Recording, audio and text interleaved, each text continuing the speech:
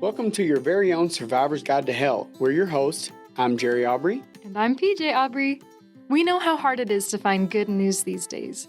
It comes at a price. Studies show that bad news can amp up your stress hormones, increase your depression, and cause you to be less kind to the people around you. In some cases, it can even increase rates of crime and suicide in your community. At Survivor's Guide to Hell, we want to help you breathe easier. Each week, we select a difficult topic and then use that topic to help you laugh, help you find a bright side, or even change your perspective for the better. Today, our unpleasant topic is... We don't have a difficult topic today. So this is our 30th episode and the end of Season 1. We're taking a bit of a different approach for this episode to commemorate our 30th episode and the end of Season 1 of A Survivor's Guide to Hell. Today, we're sharing our audience's all-time favorite stories.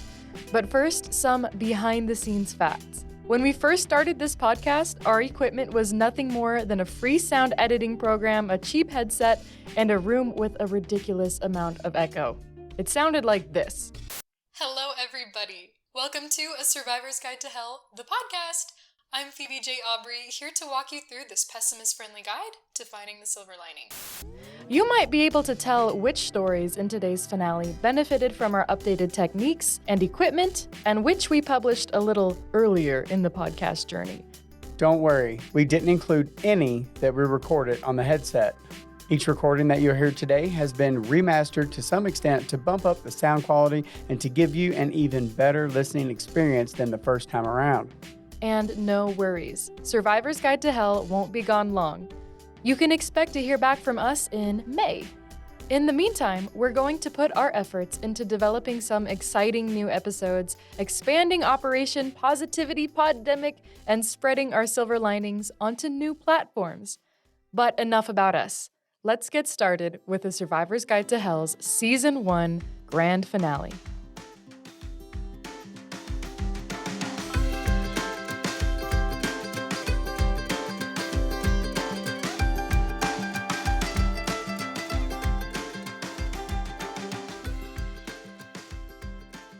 Story number 1, Flavian Carvalho and the Boy at the Table. The story you're about to hear was shared during episode 19, which featured stories of people who were on the brink in the scariest of ways. Please enjoy. Sometimes a silver lining is only as powerful as its dark and fearsome surroundings, and this story was about as close to surviving hell as it gets. A warning to our tender-hearted listeners. The following tale contains depictions of severe child abuse. Don't worry, there is a happy ending. That's why it's here. At age 45, with 2 children and a managerial position at a restaurant, Flavian Carvalho sounds like, well, a lot of people. She spends much of her time at work, helping customers, organizing employees, and overseeing dozens of tables bedecked with steaks, fries, Brazilian-style desserts, and lots of different kinds of potatoes. Her workplace comes with high ratings and a whimsical feeling. One wall of shelves is thronged with a crowd of Mr. and Mrs. Potato Heads, some donning Star Wars outfits, others covered in silly accessories, and a few so small you might expect to see them in your stew. It was here, at the Mrs. Potato restaurant of Orlando, where Carvalho made her living. Like most restaurants, Mrs. Potato saw many unique customers. There was the man from the Food Network, Guy Fieri, who dropped by to do a show. There's the woman who lauded the garlic sauce. There's the folks that take pictures of every dish. And that one guy who complained that he was discriminated against because he didn't look Latin American enough. Then there was Kristen Swan and Timothy Wilson. The night the couple visited Mrs. Potato, Mr. Wilson's round face was wreathed in a thin, wiry scarf of facial hair that looked as if it had migrated from the balding patch on his head. Mrs. Swan's thick face looked even broader, with her dyed hair pulled back in a slick ponytail, spaghetti straps sinking into her soft shoulders. They were a big couple, extra large in restaurant terms, but the little boy and girl that trailed behind them were not. The boy looked especially small, with knobby knees and an emaciated face hidden behind his mask and glasses. When Mr. Wilson placed his order, he didn't request any food for his 11-year-old stepson. He'll eat at home, Wilson explained. Flavian Carvalho watched the disproportionate family tuck into their meals. Every one of them. Except the little boy. He sat in front of a patch of empty table, nearly disappearing into his hoodie, while his family dined without him. Carvalho had worked in this restaurant long enough to know that, despite the burly father's excuse for the missing meal, this was not a normal thing. As inconspicuous as she could manage, Carvalho studied the boy's face. Though almost completely lost in the hoodie, glasses, and mask, the woman could see a scratch and some bruises spilling around his eyes. Something was not right. To interfere with this family could be detrimental.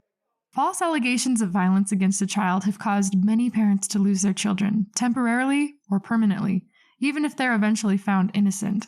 Reputations have been decimated. Marriages have been ruined.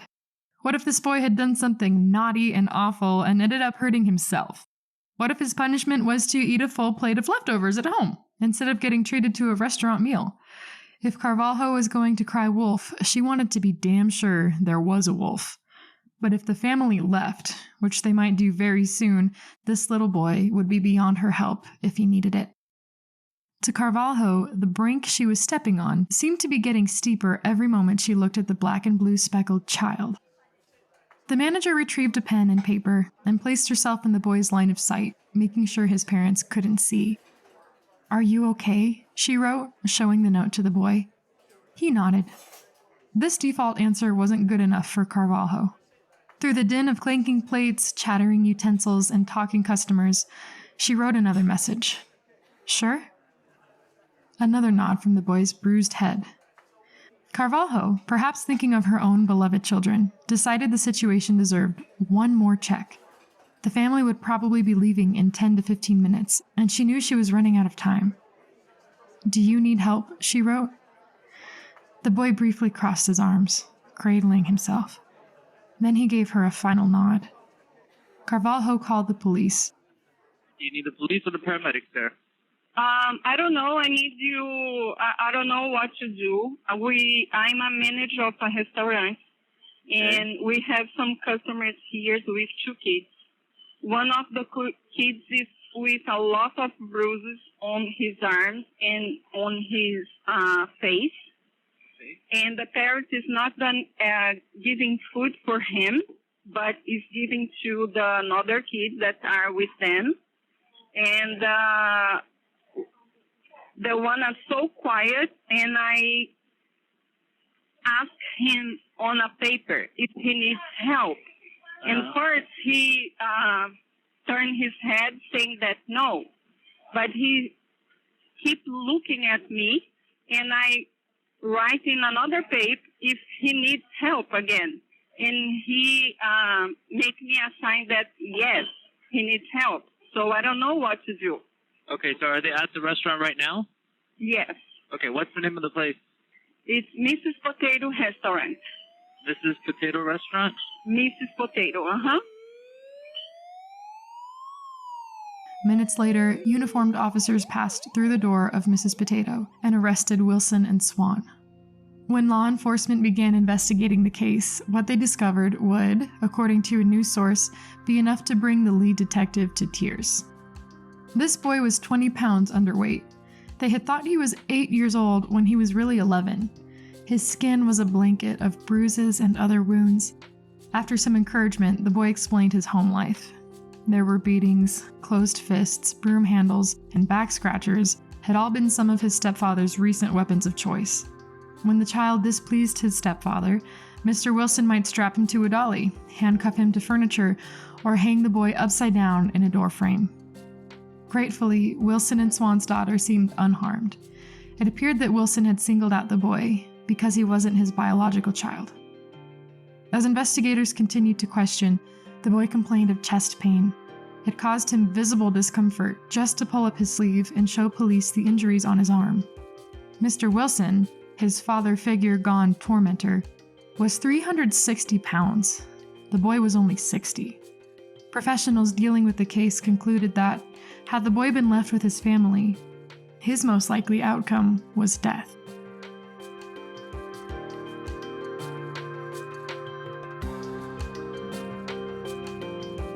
A A frenzy of media attention followed Carvalho after she called the police and rescued her poor, unfed dinner guest and his sister. She was dubbed a hero, a comment that Carvalho deflected, insisting that the little boy was the real hero. She received cards and flowers, her daily schedule became crowded with interviews, and people began sending money to celebrate her good deed. Soon, the donations would reach nearly $46,000. Meanwhile, the little boy from the restaurant had been taken from nearly everything familiar to him and was facing several months of physical recovery and several decades of emotional recovery. The child was doubtlessly on her mind, a little injured bird lost in the flock of goodwill that Carvalho was flying in. She began receiving calls and other messages from child abuse survivors telling her that they wished someone had spoken out for them when they needed it most. With memories of the little boy and the survivors' messages, Carvalho's abrupt introduction to fame was riddled with the heaviness of a new reality. It was a reality where child abuse ran rampant, and where the injuries stretched much farther than most of our imaginations will let us go. It wasn't long after the night at Mrs. Potato that Carvalho's birthday arrived. She was about $40,000 richer at that point. Her home was a veritable garden of flower bouquets, and she had plenty of folks to wish her well. Her favorite gift, however, had nothing to do with popularity or money. It was a message from investigators, letting her know that the boy from the restaurant was doing well. "I'm happy for him," Carvalho said. "It just warms my heart that now he has a better chance in life, and he's being treated well and feeling love and being taken care of." Carvalho plans on keeping in touch with the boy.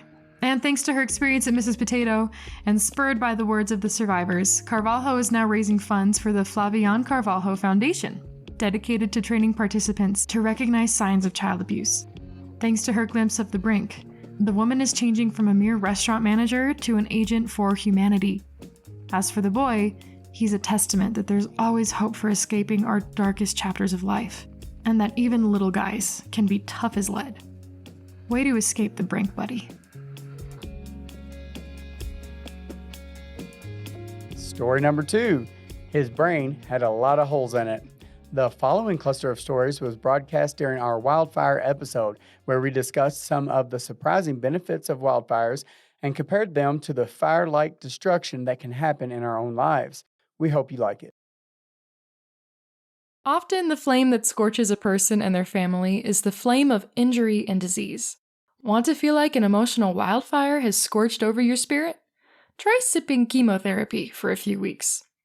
One of the most notorious injuries and illnesses affect the brain. Many have heard, and many more could guess, that if someone experiences traumatic brain injury or loses a part of their brain because of surgery, their personality has a way of taking a tip for the worse. You may recall the story of Phineas Gage, who was helping build a railroad in 1848. When an explosion sent a steel bar into one end of the man's skull and out the other. His miraculous survival was accompanied by a stark change in personality, turning Phineas from a popular man to an irreverent, impulsive, disrespectful reject. Perhaps Phineas' story is part of the reason we caution our kids to wear helmets when they mount their bikes, or why we might buckle up before driving. Who wants to turn into an impulsive, disgusting jerk because they failed to keep projectiles from blasting their cranium? However, just like a fire may reseed a tree at the same time it's dismantling a forest, a brain injury may just plant a new opportunity for a person to change stubborn, negative parts of their personality for the better. Meet Anthony. We don't know his actual name, but we know his jarring story. Anthony was a college-educated Baptist minister, but there was something very dark swirling behind the Christian teachings in his mind. There were voices. Voices that told Anthony that he needed to die. The academic article that describes Anthony's condition is unclear about how the police were notified of his suicidal intentions. We do know that, after they arrived, something went terribly wrong. This Baptist minister had a gun. Perhaps he was carrying it to assist him in the task the voices had given him, but when the police arrived, he turned the firearm on them. Shooting erupted on both sides. The police returned Anthony's fire, placing several bullets inside the man. Finally, one traced a path through the air and into Anthony's brain. Each police officer survived, and surprisingly enough, so did Anthony. He recovered with a frontotemporal brain injury and a large craniotomy defect, which is medical jargon for his brain had a lot of holes in it.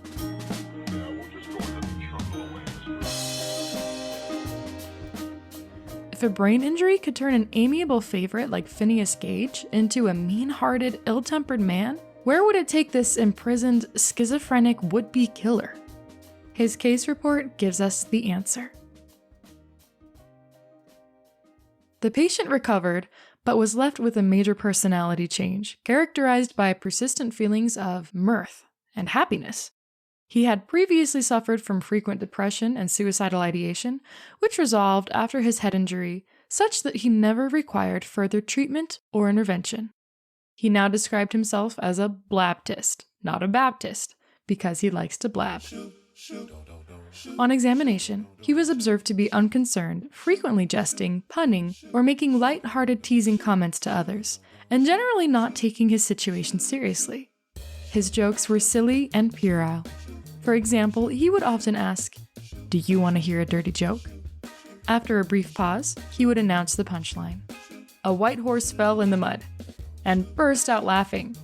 When asked, he was readily able to suppress his joking and merriment for prolonged periods without signs of anxiety or distress. He was alert and mostly cooperative with good social reciprocity, eye contact, and turn-taking. Anthony's report noted significant memory impairment after the injury, but excellent performance on joke comprehension. A person doesn't have to hit an emotional or psychological rock bottom to be reborn after brain injury. A man reported as patient 2410 was described by himself and his wife as short-tempered and mopey. After his brain injury, however, he was more passive and easygoing. After patient 3534, a 70-year-old woman inherited brain damage upon the removal of a tumor, her husband described her as irritable, grumpy, and stern. But after 58 years of knowing her, he explained that post-surgery, she was happier, more outgoing, and more talkative than ever before. One study found that nearly 23% of its research participants experienced positive personality changes after their brain damage. Of course, we don't advise self-induced brain damage if you're ill at ease with your personality. Like poor Phineas Gage, most of these injuries still leave their victims a little worse for wear. However, even with damage as severe as Phineas's, the man was still able to recover much of his previous functioning and make a successful return to society. And for people like Anthony and patients 2410 and 3534, an injury that could have burnt them to the ground ended up paving the way for newer positive growth. Though their injuries were likely accompanied by some unwelcome side effects, obstacles like severe depression, suicidal ideation, ill tempers, and unfriendly demeanors in general had gone up in smoke. In their absence, joke-telling, mirth, and an easygoing nature were spreading new roots. Just like the cone of a jack pine in the intense heat of a wildfire, it sometimes takes destruction of epic proportions to unlock a new generation of potential in the human mind. Story number 3, Emil J. Freireich, the worst employee to ever cure cancer. This moving fan favorite was featured in episode 13, titled Kensuke and Cancer, Proof That Broken Can Be Beautiful. Have a listen. I would not want to work with J. Freireich. Freireich was the tough-as-shoe-leather child of Hungarian immigrants. He probably wasn't so much born gritty and dogged as he was formed gritty and dogged. Jay was young when the stock market crashed in 1929, stripping his family of everything. It wasn't long after that his father committed suicide, leaving the young boy and his impoverished mother to fend for themselves. In his astounding book, David and Goliath, Underdogs, Misfits, and the Art of Battling Giants, Malcolm Gladwell describes Freireich's turbulent upbringing. According to the book, Freireich's mother was something of a cold woman. Hard to blame her, seeing as she was a young widow that spent her days toiling in Great Depression-era sweatshops while a nanny tended to her son at home. Freireich came to view this nanny as his real mother, but this image was shattered when his biological mom remarried and the nanny was fired. That event would deeply embitter Jay, to the point where he blocked out many of the memories of this period. Against the odds, Freireich would eventually graduate medical school. He was skilled when it came to medical expertise, but terrible with his bedside manner. He doggedly pursued the health and survival of his patients, but had no interest in empathizing with them. His mission was to save their lives, not their feelings. Freireich had a temper. He was stubborn and disruptive. Like I said, I wouldn't have counted myself lucky to work with such a man. It's reasonable to assume that his cold, bitter childhood had planted something cold and bitter in Freireich himself, robbing him of the polite composure one would hope for in their care provider. Freireich's childhood really was a broken one, and someone who knew the man in his worst moments may argue that he himself was broken through and through. However, the same traits that made Freireich feel impossible to work with also made him impossible to deter when an ungodly task demanded attention. Freireich worked in the children's leukemia ward. At the time, it was a desperate, bloody place. Kids usually bled to death before the cancer would kill them, but even if they didn't, there was no good method for treating their disease. These children were certain to die. Any location filled with dying children is already made of the stuff of nightmares, but this medical ward had a little more hell painted over it. Jay said, the kids bled from everywhere. Their stool, urine, that's the worst part. They paint the ceiling. They bleed from out of their ears, from their skin. There was blood on everything. The nurses would come to work in the morning in their white uniforms and go home covered in blood. When they came to the hospital, 90% of the kids would be dead in 6 weeks. They would bleed to death. If you're bleeding in your mouth and nose, then you can't eat. You stop eating. You try to drink, you gag, you vomit. You get diarrhea from the blood in the stools, so you starve to death. Or you get an infection and you get pneumonia, then you get fever and then you get convulsions, and then Freireich's voice trails.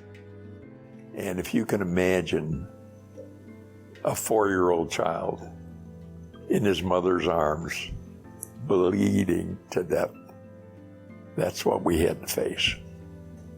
So Dr. Zubrod came on rounds one day and he said, Freireich, you got to do something about the bleeding, because none of the chemotherapy could be administered because the children died of hemorrhage before we could get to them. Hemorrhage and infection combined accounted for 95% of the deaths before leukemia could get them. That was Freireich himself. You'll hear a bit from him in this story. We'd like to thank Baylor College of Medicine for that. This leukemia ward is a place that very few parents could envision for their children without feeling a deep sense of pain, especially if they thought the presiding doctor could be such a cold, tempestuous man. But Dr. J. Freireich, despite his cold composure, wasn't one to merely sit and watch the kiddos bleed to death. Freireich and his colleague, Tom Fry, began transfusing platelets to the children. It broke the rules and was against the advice of the world expert at the National Cancer Institute. But Freireich and Fry had done their research, and they were faced with a slew of children who had nothing to lose. The transfusions flowed. The kids stopped bleeding to death. Now the doctors could actually address the cancer. The standard at the time was to use as few drugs as possible. Chemotherapy was already around, a single drug that reduced the cancer, but never quite cured it. As one of the textbooks stated, drugs cause more harm than good because they just prolong the agony. The patients all die anyway. The drugs make them worse, so you shouldn't use them. With that kind of understanding in the medical community, it was little wonder that Freireich's next idea was unheard of. Combine 4 different drugs, 4 poisons, and administer that to children. It took knocking a few heads to finally get the regimen approved. They're always making rules. The federal government regulates all aspects of medicine, in particular, investigative medicine. If you go to Washington and you look for the FDA, I mean, they've got thousands of people whose job it is to interfere with research. That's their job. You hire a guy for the FDA, he's smart, he's capable, He's well educated, and you say, here's your job. Freireich wants to give patients 4 drugs. What do you think? So he looks at it, he says, great idea. But if I approve this and somebody in Keokuk, West Virginia dies, that's my ass in a sling. I'm not going to approve it. If I approve it and it cures everybody, I don't get any credit. Luckily, it was eventually approved.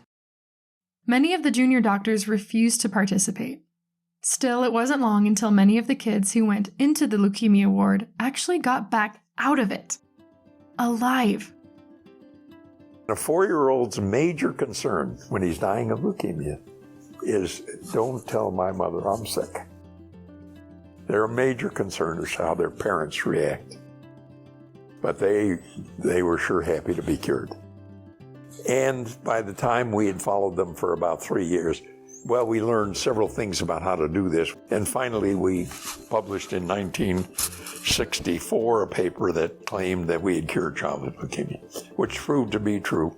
And of the 30 children that we treated on those early studies, something like 15 of them are still alive. They appeared on the cover of Cancer Research when they had an anniversary issue. And I still hear from them. Malcolm writes, today, the cure rate for this form of cancer is more than 90%.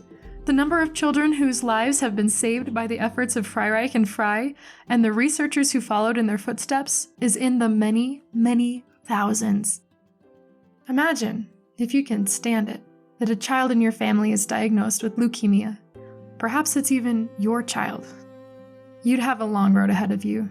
There'd be medical bills to think about, emotional support to hone for the poor little one, and emotional strength to build for yourself as you watch them wither with poison. But what if Freireich and Frey weren't bold enough to create this chemical cocktail? There'd still be the medical bills, the tortured emotions, and the withering child, but a lot more blood, and nothing but a casket at the end of the tunnel where a light should have been. You may think a seemingly callous doctor like Freireich would be an unlikely savior for so many thousands, but perhaps it was his broken and ill-functioning pieces that made him the perfect man for the job. Freireich knew pain, deep pain. He knew how to muscle through with a firm jaw and a straight face, as he'd been taught as a kid. It was his cold parts that kept him upright in the face of so much blood and hurt. Perhaps it allowed him to keep his eye on the goal of survival, when other doctors didn't have the heart to administer such poignant chemicals to children. Perhaps it was that temper, so common in adults with a troubled youth, that allowed Freireich to break all the right protocols to get where his patients needed him to take them. I'd said I wouldn't want to work with Emil J. Freireich, but maybe it would be good for me. And even if I wouldn't cherish him as a coworker, I'd probably still cherish him as a hero. If my child were sinking in the bloody hell of a misunderstood disease, Freireich is the rhino-hide cuss of a man I'd want to send in after that child. Broken parts and all. The excerpts you heard from Freireich came from an interview hosted by the Baylor College of Medicine. It was filmed in 2013, and Freireich was an old man by then. Like a good little researcher, I listened to more of the interview than what I included here, and I feel I should mention that Freireich didn't seem cold. You may have noticed that he spoke about his patients and their parents with sincere empathy. He even told a few humorous anecdotes, which went well with his rich old guy laugh. He was constantly smiling. It was a treat to watch. It didn't seem to me like he carried his broken childhood with him to the end. Freireich, who often went by Jay, passed away in February 2021 at the age of 93. It was COVID-19 of all things that took him. He is survived by his wife, Haroldine, their 4 children, 6 grandchildren, and 3 great-grandchildren. I like how Jay is described now. Not a man with an incurable stubborn streak, but a man of incurable optimism. The father of modern leukemia therapy. That guy who saved all the kids.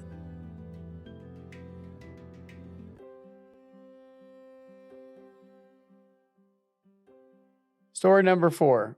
When you're through with crying, here's 9 breakup stories to help you smile. At A Survivor's Guide to Hell, we're big believers in comedic relief. The clusters of stories you're about to hear were featured in our Heartbreak episode. We hope they'll make you smile. Are you familiar with the feeling of a bad breakup? There's the hollow, aching chest, the numbness to all that is good, and the inexplicable hatred for every happy couple you see. Those are the side effects. But not every breakup story leaves a dark trail of empty wine bottles, tears, and heart shards. Sometimes a breakup story can leave you with tears in your eyes, simply because you're laughing too hard. If you're looking for some inspiration on how to handle a breakup, how not to handle a breakup, or you'd simply like a good laugh instead of a good cry, search no further. You've arrived at 9 breakup stories to help you smile. We've invited my lifelong co-host, Jerry Aubrey, to help us with these stories. Here we go! Oh, and a small note. The following stories have been adjusted for clarity and length. Number 1. Bugs and Boys. My first boyfriend, whom I dated for 4.5 years, was breaking up with me over the phone. I took the call outside for privacy and was actually doing a pretty good job holding it together, but as I was pacing around my yard, I stepped on a giant wasp. I was barefoot. Needless to say, I lost my after that. I was crying and yelling the rest of the phone call. This was also how I discovered I'm allergic to wasps. I had to go to urgent care the next day because my foot was so big it had started to bubble. That one was from BuzzFeed. Number 2. Fish are animals too. I was at a brewery with my girlfriend when she started to cry. She said it was because the place didn't have any vegan options. There were tears rolling down her cheeks, and I asked her if there were any restaurants she had in mind. She suggested a place, and when we got there, she ordered fish tacos. That was the end of our relationship. Number 3. Love is Blind. Pooja Vishal from Reddit. This is my best friend's breakup story. The guy she was dating was way too clingy. She decided she has to break up with her overdramatic boyfriend. One Sunday, she called him to meet her at Domino's. She loves pizza. It started with the guy complaining, "Why didn't you text me last week? You never want to see me anymore, blah, blah, blah." While he was speaking, my dear friend was absentmindedly garnishing her pizza with oregano and chili flakes. My friend is pretty dreamy most of the time, and she drifts away after a long conversation. While he was speaking, she noticed some extra chili flakes on a particular slice of pizza, and worried it would be too spicy, she tried to blow the extra flakes away. The flakes blew into the guy's eyes, and he was literally blinded for a couple of minutes. After his vision returned, he seemed really furious and said, "I am breaking up with you right now." He angrily stormed out of the place. Easiest breakup ever. For her, anyway. Number 4. Cold Heart. It was 2 years ago, and I was in a committed relationship with a girl. One day, my girlfriend left me a note on the fridge. "It's not working anymore. I'm going to my mom's place." I was confused because I opened the fridge and it was working fine. What the hell is she talking about? Later, I came to realize she left me. We weren't working. It had nothing to do with the fridge. Vivon from Pyre. Number 5. The 9-volt Valentine. I told my ex I wanted to break up because we had no chemistry. The next week, when he came to get some of his things, he turned to walk out the door, then came back and set a 9-volt battery on my table with the word spark written on it.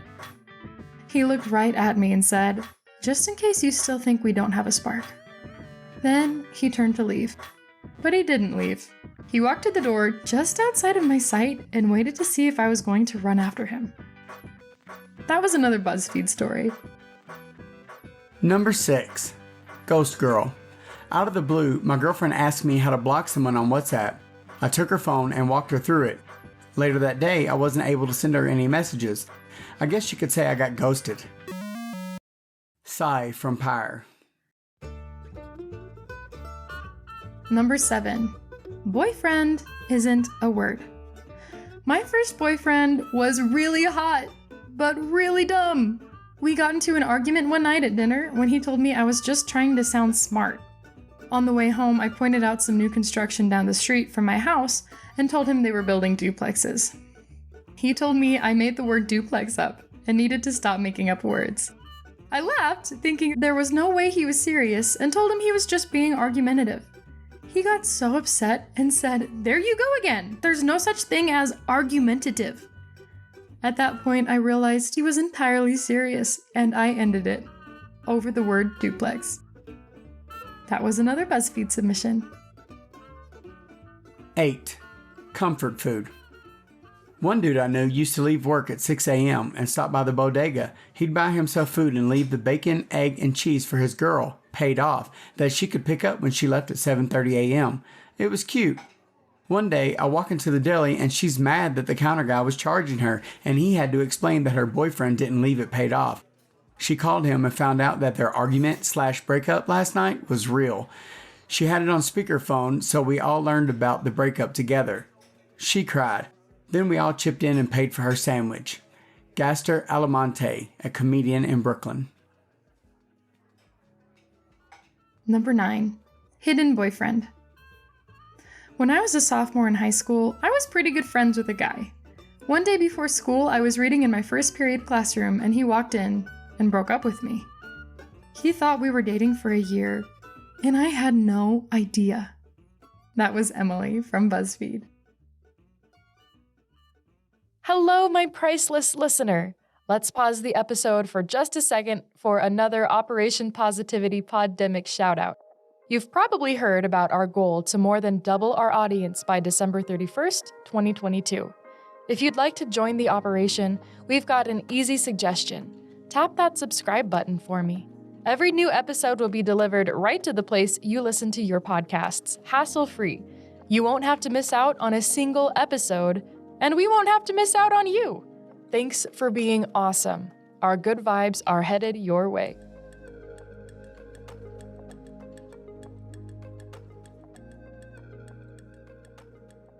Story number 5, Suicide Cliff. The following story was featured in our episode about aging. Trigger warning, this particular story discusses topics of suicide and depression. If you'd prefer to move on to the next story, skipping ahead 10 minutes will do the trick. If not, we really think this tale might boost your faith in humanity. Let's have a listen. I've got an incredible story in the tubes for you, but first there's something you need to know. Positive psychologist Neil Pasricha made an alarming announcement. The 2 most deadly years of a human lifespan are the year one is born and the year one retires. The year you are born part makes sense. There's a host of ailments that are specific to, or can easily take, our littlest ones. But the year we retire, isn't that the holy grail of lifetime achievements? The year we're all salivating over each time we have a bad day at work? How could it be one of the deadliest years? Are golfing and bingo more dangerous than they appear? According to Pasricha, 2 of the key reasons retirement is so dangerous is that you're likely to lose a huge part of your social life, and you're also likely to lose a huge chunk of your purpose. Remember Ikigai from the Blue Zones research? The reason for getting out of bed? That's what Pasricha is talking about when he mentions purpose. Turns out, when people quit working for good, they tend to lose a significant portion of meaning in their lives. However, there is a way to retire without trashing your social life and your reasons for existing. That is where our hero, Donald T. Richie, comes in. Donald was a tall man, observant, compassionate. After his time as a seaman for the Royal Australian Navy, Donald became a life insurance salesman. But he didn't just sell life insurance. Don was life insurance. His home, a contemporary-style building nestled behind a low stone wall, faced an incredible view. Don and his wife, Moya, could look out a front-facing window and see a scene that many vacationers-to-be only dream of. Gorgeous, jutting, multicolored cliffs studded with plants and undergirded with a luxurious blue ocean that stretched for miles. This Australian sprawl of cliffs and sea is called the Gap. And Don's home was literally across the street from one of the cliff's edges. From their window, Don and Moya could watch tourists stop on a nearby walking trail that traced the Gap's edge and lean on the safety fence to enjoy the view. But the Gap had a darker side to its existence. It wasn't just a tourist spot for people who planned on returning home one day. It was a magnet for suicides. It was reported that the Gap saw about 50 suicides a year, nearly one every week. Yeah, we'd been here only a short time before I realised that a lot of people were coming over here and looking at the view, and next thing I'd find they'd disappeared. Don soon began to recognize what it meant when someone got a little too close to the cliff's edge. Perhaps he was beginning to detect the body language of the lost, too. These weren't adrenaline junkies that wanted to get a few feet closer to the drop. They wanted to drop. You couldn't just sit here and watch them. I mean, or I couldn't. He formed a simple plan. Don and his wife would spend a little more time looking out their windows. When they saw someone with the posture of the doomed, Don would calmly leave the house, walk about 150 feet over his yard, the street, and the walking path, then ask the person on the cliff's edge one question. Is there something I can do to help you? He'd offer a cup of tea, or a beer if preferred, and some time to chat. Miraculously, these people staring down their own deaths would accept the invitation. They'd follow him on the brief walk back to his home and enjoy anything from that steaming cup of tea to one of Moya's home-cooked breakfasts. As they indulged, Don settled down and offered a listening ear. This was what Don called offering them an alternative. He refrained from counseling them or preaching his opinions on life. Really, he was just there to listen. As Don grew older, he became more skillful at talking people down. While many of these forlorn strangers would step to safety at Don's first invitation, others required more coaxing. Don would find himself having the chat right there on the cliff's edge, striving to win the person's trust and return them to safer venues. But for all his gentle nature, Don didn't always take the softest approach. Sometimes when someone seemed ready to jump, he would literally grab them and restrain them from their suicidal plans. One woman nearly took him over the edge right alongside her before the authorities arrived to help. Not every attempt ended in a cozy cup of tea or a restraining embrace. Don explains, I was talking to a man for about half an hour, thinking I was making headway. I said, why don't you come over for a cup of tea or a beer if you'd like one? He said no, and stepped straight off the side. His hat blew up, and I caught it in my hand. This was the way of it sometimes. Those who were ready to go seemed truly ready to go. Some of them left little reminders that they were once here, that they had once lived, before making their final descent. Even after they had disappeared from sight and their hearts had finished their final beats, there was still one thing Don could do. Understanding the soul-numbing work it must be to collect a freshly broken body from the rocks or the water below, Don would invite the rescue team inside for a comforting drink. Don had, indeed, picked an unusual way to pass the time before and after work. When the time came to retire from life insurance, he maintained his post at his window, continually watching and continually inviting desperate people into his home. He stopped saying that he sold life insurance, and he started saying that he was selling life. When Don retired, he didn't lose his ikigai, nor did he lose his social life.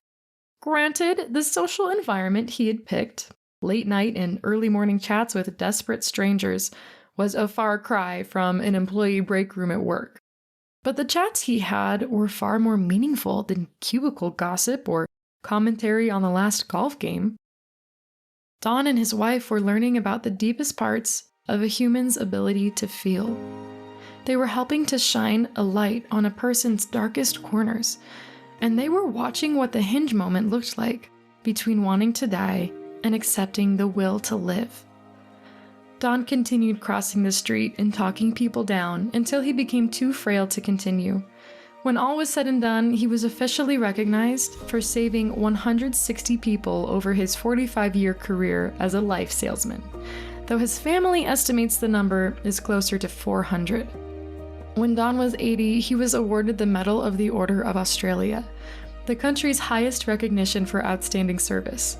It was just one among many awards, including the unofficial title, the Angel of the Gap. Even the lives he didn't save are a credit to Don's efforts. One mother told Don of the comfort she took in knowing that he may have been there, offering a kind word and a welcoming smile to walk her beloved daughter through her last moments on earth. It's likely that many others take comfort in knowing that during their loved ones' loneliest moments, they may not have been truly alone before throwing themselves to the ocean.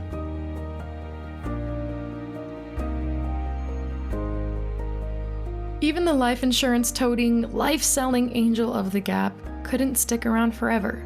Donald Taylor Richie died in 2012 at the age of 86.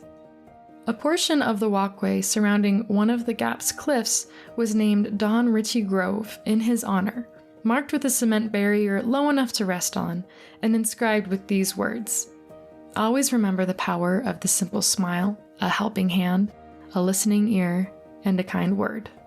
Don Richie." Who knows? Maybe Don still is the angel of the Gap, waiting around the cliff to offer a feeling of companionship and love to the forlorn people who still visit there. Regardless, Don is certainly an example of the noble powers a person can carry long after the youth in their skin has faded and that retirement day has come and gone. Here's something Don may have wanted you to know. If you've ever thought about suicide, even if you weren't considering the option for yourself, you've probably realized that death isn't the real goal. People are simply looking for a way to stop the pain. Research shows that talking to someone at risk reduces the odds of them taking their own life. It's what Donald Richie did, even before there were help hotlines and trained professionals biting at the bit to help those in need. If you would like to talk to someone about suicidal thoughts, you can call the National Suicide Prevention Lifeline at 800-273-8255. Or simply Google the words suicide hotline, where you'll be given the option to call or message with someone who wants to listen. And believe me, there are people who do want to listen. Story number 6. How an Italian zoologist plotted to meet Frank Zappa. This lighthearted and surprising story was featured in an episode about breaking the ice. Enjoy! Meet Ferdinando Boero, or Nando for short. Nando is a talented conversationalist. He's a warm person who wields a sort of lovable bluntness. And he's the kind of guy that can enthrall a stranger with tales about jellyfish, exotic supernatural encounters, and some fun facts about Frank Zappa, all in the same conversation. Nando, a professor and established zoologist, is best known for his role in discovering the abilities of the immortal jellyfish, a sea creature that can regenerate itself indefinitely. He's even joked about creating a church with this immortal jellyfish at the head. The religious guys obtain lots of money from people who believe in eternal life. It sells very well. So, so this might be a religion, the jellyfish religion, that will save you. I think you're onto something, Nando. I think you could start that religion. Yes. I'm sure people would follow this. However, Nando doesn't see immortality as a bonus for humanity. I usually say that death is part of the game. If we don't die, very quickly the world would be full of people. We need the renewal of the individuals. So immortality, sucks. Nando has been featured in podcasts, documentaries, Time magazine, and other publications. He's authored several of his own books and scientific papers. In other words, Nando's mind makes him a pretty popular guy. You may remember him from one of our previous episodes entitled 2 Remarkable Stories to Listen to in Your Hospital Bed, where Nando shared the immortal jellyfish's survival skills with us. What you didn't hear? Well, we're getting to that. At the end of our interview, I asked Nando if there was anything he'd like to share with the audience. I expected him to promote one of his books maybe, or an environmental message, or perhaps a research paper he was working on. Instead, he said he'd like to share this. My friendship with Frank Zappa. Clearly, our interview wasn't over quite yet. You know Frank Zappa. You never heard about Frank Zappa. It rings a bell. No, write Frank Zappa in your computer. Okay. Do you want me to Google Frank Zappa? Yes. Okay. Frank Zappa. In case you don't know Frank Zappa, here's what's important. Frank was a musician that dabbled in just about every genre. Hard rockers and operatic conductors alike gave high praise to Mr. Zappa. His songs often soared to the top of the charts, and he'd eventually earned 7 Grammy nominations and 3 Grammy Awards. In other words, he was a big deal. He was a very important musician of the last century, and I liked him very much. I like the music and I like the words that he used, the concepts and so on. So I came to the United States in '83 with a secret plan to meet Frank Zappa. It sounded like a long shot. Nando was a jellyfish scientist from Italy. Frank Zappa was a superstar musician in California. Plenty of fans with fewer obstacles have drooled over the idea of meeting their favorite idol, but very few ever do. So what secret plan could break the impossibly thick layer of ice between Nando and Zappa? Cue spy music. The plan was, I describe jellyfish, and if I find new species of jellyfish, I will have to name these jellyfish. And I will name one after Frank Zappa. Nando did just that. He dove into the Pacific Ocean off the coast of California and found a species of transparent jellyfish previously unknown to science. So I wrote to Frank Zappa that I found this jellyfish. And after a while, I received a letter from him saying, there is nothing I'd like better in my life than having a jellyfish with my name. If you come to Los Angeles, pass by and so on. So I went to Los Angeles and we became friends. So, the Italian jellyfish expert named a species after Zappa. They struck up a friendship, which resulted in a song dedicated to the jellyfish scientist himself. Find that hard to believe? So did I. The last concert of Frank Zappa was in Genoa, my hometown in Italy, and he dedicated the concert to me. And he made a song on myself and the jellyfish entitled Lonesome Cowboy Nando. So if you write Lonesome Cowboy Nando, you can hear the song by Frank Zappa that starts with, my name is Nando, I am a marine biologist. Nando was a nice guy and a college professor, but even nice guys and college professors can pack quite a bit of hot air. So after our interview, I did a little more research. First, I Googled Frank Zappa jellyfish. Sure enough, several articles appeared describing, pardon my pronunciation, Fialela zappai, a jellyfish discovered by an Italian scientist who named it in honor of Mr. Zappa. Zappai, Zappa. Then I Googled Lonesome Cowboy Nando. Sure enough, a Frank Zappa song appeared, rife with references to jellyfish. The first line was the most convincing one. My name is Nando. I'm a marine biologist.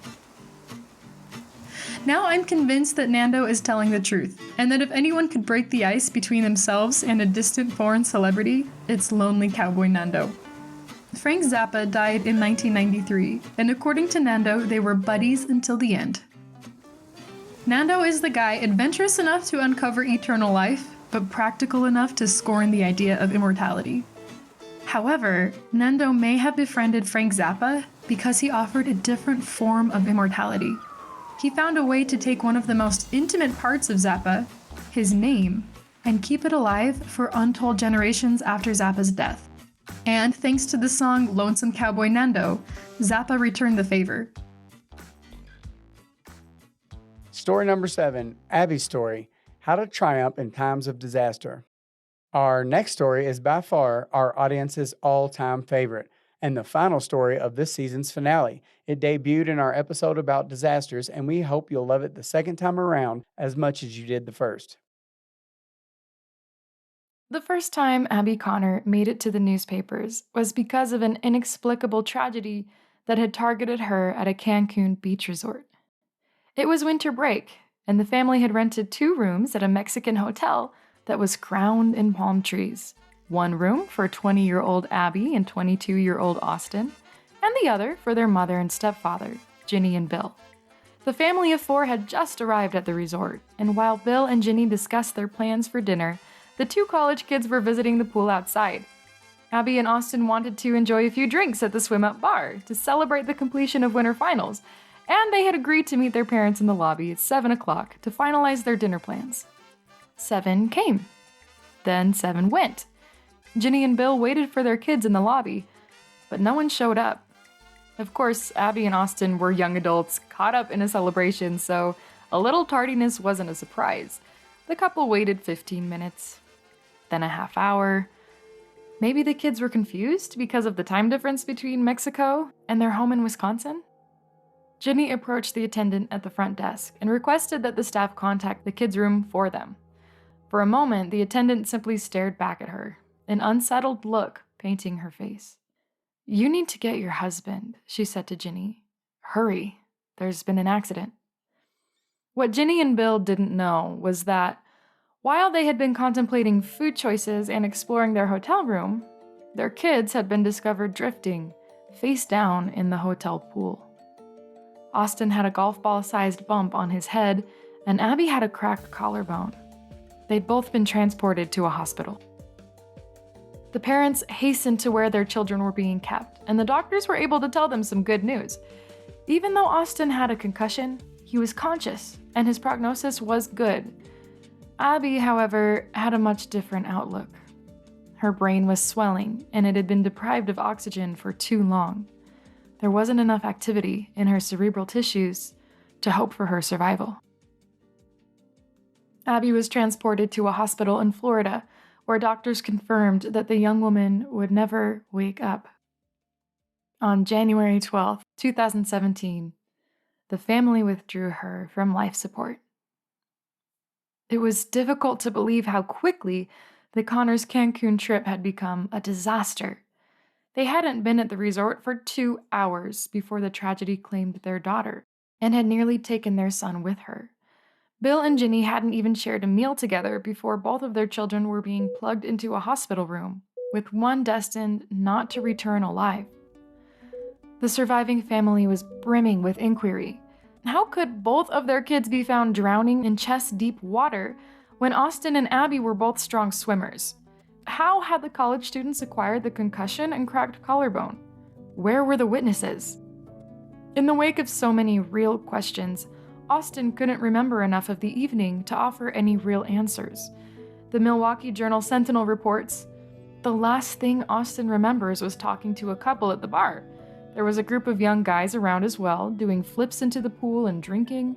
When they invited him and Abby to join in the group in doing a shot, they all drank one together. And that was it. A rash of news reports sprang up around the event, like fruit flies hovering around rotting food. They reported that numerous Mexico getaways, including Iberostar Paraíso del Mar, where Abby had checked in, had been caught serving tainted alcohol. Newspapers weren't the only one voicing their concerns. The U.S. Department of State updated their webpage to caution travelers visiting Mexico. If you choose to drink alcohol, the department warns, it is important to do so in moderation and to stop and seek medical attention if you begin to feel ill. There have been reports of individuals falling ill or blacking out after consuming unregulated alcohol. So it was that the second time Abby Connor made it to the newspapers, it was because Bill and Ginny opened up a lawsuit against the resort. They hoped an investigation would procure some answers, and almost certainly hoped it would win them some closure as well. Nearly 100 gallons of alcohol were seized from the resort and found to contain numerous unregulated substances such as methanol, a chemical used to make formaldehyde, windshield washer fluid, and industrial adhesives. The more the family learned, the more their suspicions directed towards the tainted alcohol. However, even as other vacationers were falling critically and mysteriously ill at similar resorts, some even dying, answers remained scarce. bad booze could not explain everything that had happened to Abby. One can only imagine how Ginny and Bill must have felt. Before Mexico, they lived in a life that was at least somewhat orderly.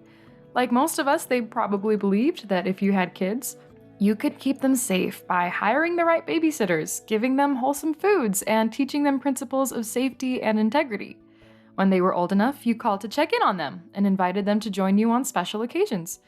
Even if they strayed into bad choices, you could usually see the consequences coming from a mile away. In general, if you did things right, everything would be more or less okay. Now, as Abby's father, Bill found himself in a world where his children could be abruptly taken from him. And not because he was being irresponsible, abusive, or callous. He'd simply left 2 adults together at a pool in Cancun, and one of them died. Several doctors had examined her, and an investigation was brewing, but Bill still had no answers. Suddenly, he was a hostage in a reality that didn't make sense.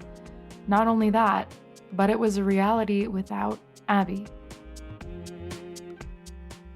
Like most people confronted with disaster, the bereaved father was forced to a juncture in his life. He could numb himself with distractions, or allow his pain to fuel his pursuit of a higher purpose. Bill chose the latter. He hit the maps and designed a route from his home in Madison, Wisconsin to Fort Lauderdale in Florida, where his daughter had passed away. If he left home and drove to his destination, it would take him over 23 hours. However, sitting behind his steering wheel wasn't Bill's plan. Instead, he loaded up a bicycle with packs and water bottles, plus a sign with Abby on the back, and started pedaling. This trip would be closer to the tune of 133 hours, rest breaks not included. Bill was on a campaign now, thanks to a decision Abby made when she was 16. Because she had agreed to be an organ donor, 4 people's lives had vastly improved and extended after her passing. If there could possibly be a silver lining to Abby's sudden death, that was it. Bill adopted that silver lining like it was a pocket of oxygen at the bottom of the ocean. His 2,600-plus mile journey was designed to raise awareness for organ donations, and as the 60-year-old father pedaled from state to state, his goals were coming to fruition. Tens of thousands of people were signing up to be organ donors after hearing Bill's story. And when NBA player Rex Chapman tweeted about his pilgrimage, the tweet got over 2 million views in 3 days. Meanwhile, the clinic that had stewardship of Abby's body reached out to the 4 people who had received her organs. Only one responded, Lamont Jack, the man who had received Abby's heart. When Bill was contacted with the opportunity to meet Lamont, he nearly turned it down. I almost wasn't going to stop for that get-together with Lamont. What changed my mind was finally wrapping my head around the fact that the young man is alive because of my daughter's heart, said Bill. Truer words couldn't be said. Like Abby, Lamont was a 20-year-old college junior.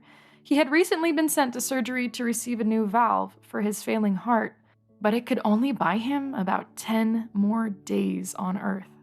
However, when the organs of a new donor suddenly became available, Lamont left the operating room with Abby's heart instead. Now it was June 18th, 2007. Father's Day of all days. Bill stood on the sidewalk of a lush green park, clothed in his black and green cycling uniform. People with cameras had shown up and pointed them at Bill as a young man dressed in his Sunday best pulled up, stepped out of his car, and approached the waiting cyclist. At first, no words were spoken. The two simply embraced.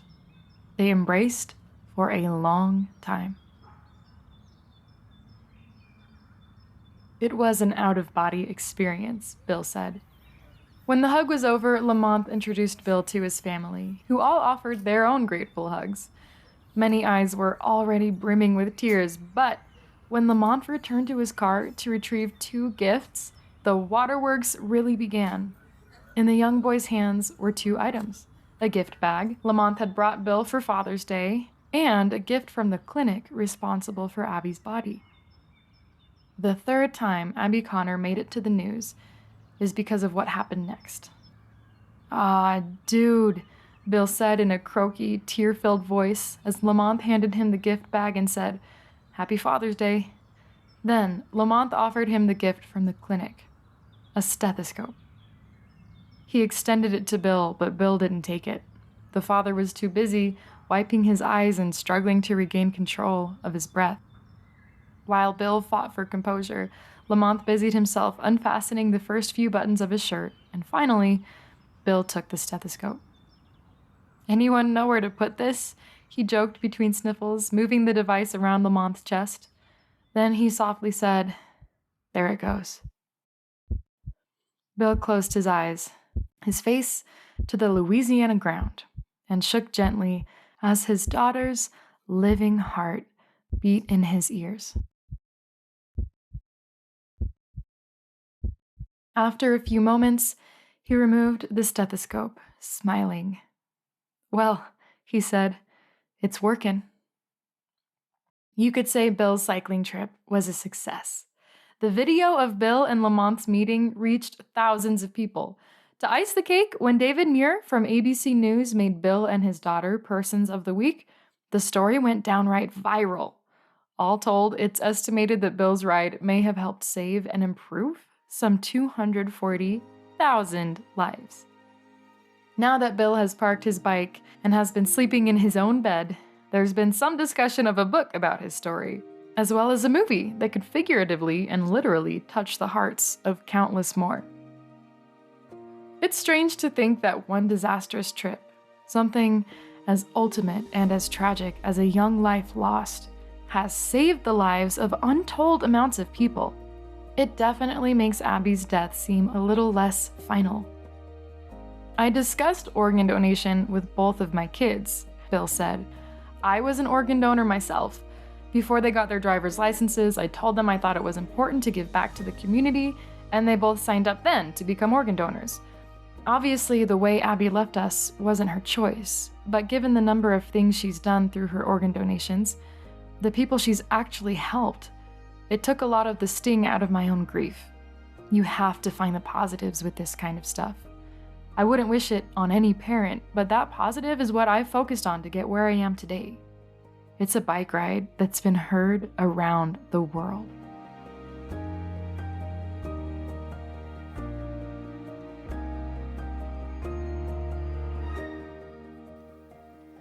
That is the end of today's stories. Now we want you to join us for our weekly Silver Liners Challenge, which is designed to be an easy, actionable step that you can take to help boost your week and help you survive hell.